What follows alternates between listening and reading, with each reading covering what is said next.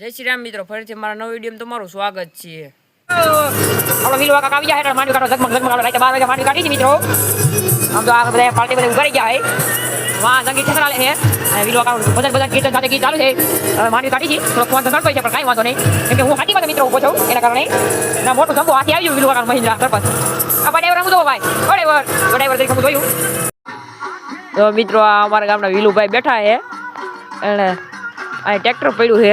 રાતે મોડું કહી દીધું. આમ ધીરુભાઈ ને પૂરું થઈ ગયું છે. જો અહીંયા એનું ઝગમગતું ટ્રેક્ટર હોય મિત્રો. આખું જો આ લાઈટું બાઈટું ને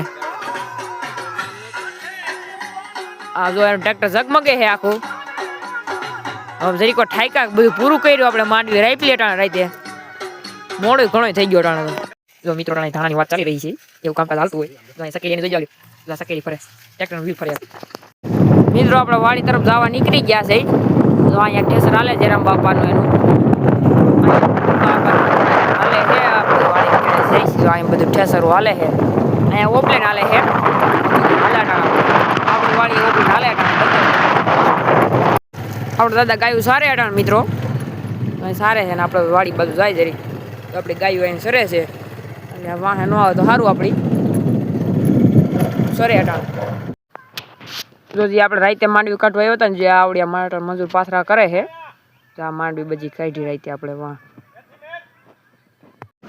મિત્રો. જો આ અમારી વાયડી પર ઘર બનાવ્યું છે એનું 2 ખાટલા ભેરા કરીને વાયડી પર અમારી નીચે ઉગી ગઈ. જો અમારી વાયડી પડતા બહુ વાયડી પડતા છે